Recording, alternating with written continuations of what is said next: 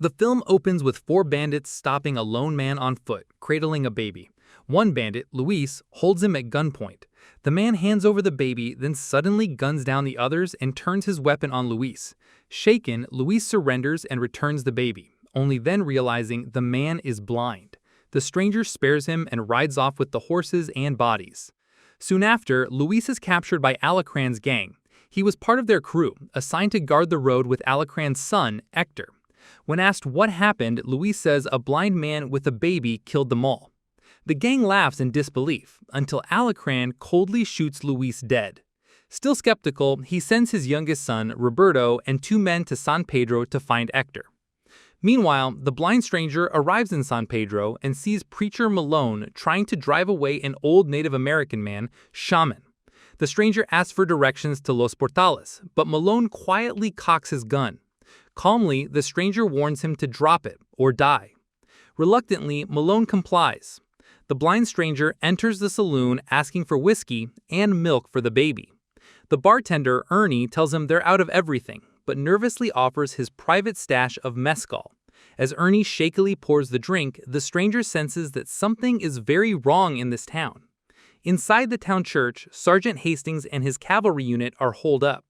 Curious, Hastings steps out to inspect the stranger's horses and recognizes one of the bodies as Hector, Alacran's son. As the stranger exits the saloon, Hastings confronts him. Unfazed, the stranger asks about Los Portales, but Hastings doesn't know. When a scorpion crawls near Hastings' hand, the stranger shoots it in a flash.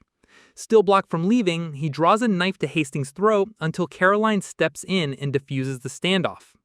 Caroline offers to guide the stranger to Los Portales if she helps them first. She explains the men he killed were part of Alacran's gang, who ambushed Hastings' unit 3 weeks ago during a silver transport. Trapped in San Pedro with the only road blocked, the town has been starving ever since. The stranger introduces himself as Canaan, nearly blind since the war.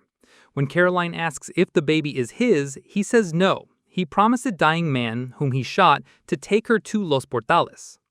Suddenly, Roberto and his men ride into town and throw a soldier's corpse in front of the church.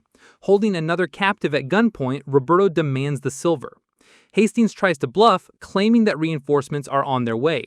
But Roberto laughs and reveals the truth. All the messengers Hastings sent have already been killed. No one is coming. Then Roberto sees the pile of bodies and spots his brother Hector among the dead.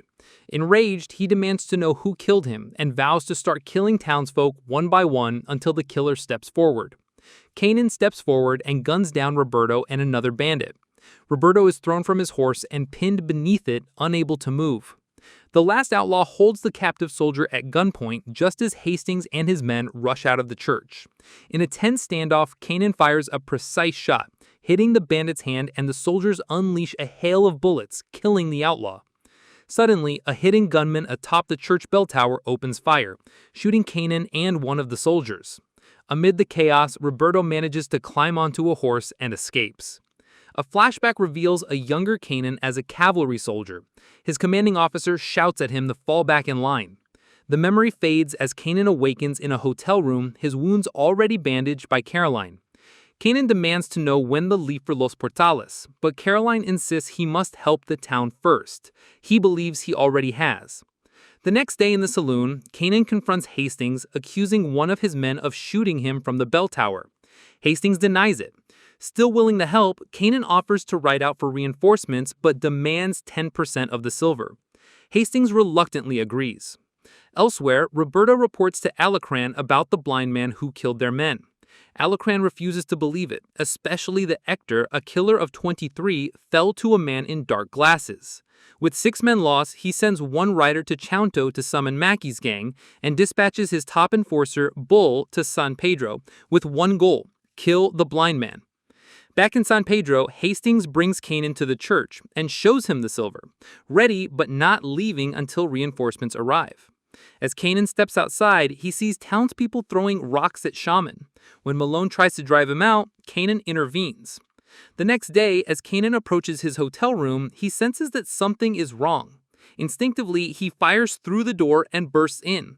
Inside, he finds Caroline, just as Bull ambushes him. A brutal fight breaks out. Caroline tries to intervene, but Bull pulls a knife. Canaan empties his gun into Bull, blasting him backward and sending him plummeting from the second floor. Meanwhile, Alacran sneaks up on Malone and holds him at gunpoint, only to reveal they're secretly working together. Malone informs him that Bull is dead and that Canaan plans to leave that night for reinforcements. That night, Canaan is tormented by a nightmare from his time as a soldier. In the dream, he witnesses a young girl being shot. As he tries to help her, a bomb detonates nearby, blinding him. He wakes up in a cold sweat. Nearby, Caroline admits she lied. She doesn't know where Los Portales is. She asks him to stay, confessing she's developed feelings for him. Later, Hastings gives Canaan directions and a letter to deliver to the cavalry. As night falls, Canaan rides out of town. But waiting for him in the wilderness are Alacran's men hiding in the brush. As Canaan enters the trap, they ignite the surrounding bushes, trapping him in a ring of fire. With no way out, Canaan covers his horse's eyes and rides straight through the flames. The gang opens fire, but he miraculously escapes. By the next day, Canaan reaches the cavalry outpost and is brought before Captain Teller. Teller opens the letter and reads it aloud. It claims that the messenger attempted to extort 200 pounds of silver. Stunned, Canaan tries to explain, but Teller remains unconvinced. He orders Canaan taken into custody and coldly states that they don't need his help. Meanwhile, Alacran punishes one of his men for allowing Canaan to slip past, brutally cutting off his ear as an example. Back at the cavalry outpost, Canaan overpowers his guard and escapes on horseback. Meanwhile, Captain Teller leads his cavalry towards San Pedro, riding straight into an ambush. Alacran and his men spring the trap, slaughtering the unit in a brutal surprise attack. One badly wounded cavalryman manages to reach San Pedro, but he collapses in the town square. Caroline rushes to help, but he dies in her arms. Hastings, suspicious, believes it's a ruse by Alacran and assumes the man is a deserter. He coldly orders his men to drag the body away, still convinced that the full cavalry is coming to rescue them. Elsewhere, Canaan rides through the aftermath, bodies of slain soldiers strewn across the desert. Before he can react, Alacran's men capture him. When they remove his glasses, Alacran finally realizes he's truly blind. To make him suffer, he orders Canaan crucified and left to die under the burning sun. Back in San Pedro, morale is crumbling. With only 6 soldiers left, one of Hastings' men suggests surrendering and handing over the silver. Without hesitation, Hastings shoots the man dead. He dares the others to speak up if they have any more suggestions. Near death in the desert, Canaan drifts into a memory of his fellow soldiers burying him, thinking he's dead. He sees the young girl he failed to save, her image giving him strength. He rips free from the cross and collapses into Shaman's arms, who's been quietly watching over him. The next morning, Canaan wakes to the sound of distant blasts, Shaman casually lighting dynamite for fun. Meanwhile, Alacran and his gang ride into town and take the townspeople hostage. Roberto demands that Spencer, the gravedigger, exhume Hector's body. Alacran insists his son deserves a proper burial, even though he's been buried for 3 days. Outside the church, Alacran calls for Hastings and his men to surrender. Hastings refuses defiantly, but shockingly, his own men turn on him, gunning him down on the spot. They surrendered immediately, and Alacran's gang erupts in celebration. Elsewhere in the cemetery, as Spencer begins digging up Hector's grave, Canaan and Shaman pass by carrying crates of dynamite. They exchange a glance, and an idea sparks. Back in town, Roberto drags Caroline into a room and attempts to assault her, threatening to harm the baby if she resists. Just as he's about to carry out the threat, Canaan bursts in, grabs Roberto by the crotch, and knocks him out cold with a brutal blow. At the church, Malone prepares to lead a funeral mass for Hector. Spencer nervously warns him it might not be the right time, but Malone insists. Meanwhile, Canaan is setting up a trigger device. Inside, Malone discovers a wire beneath the casket and begins to follow it.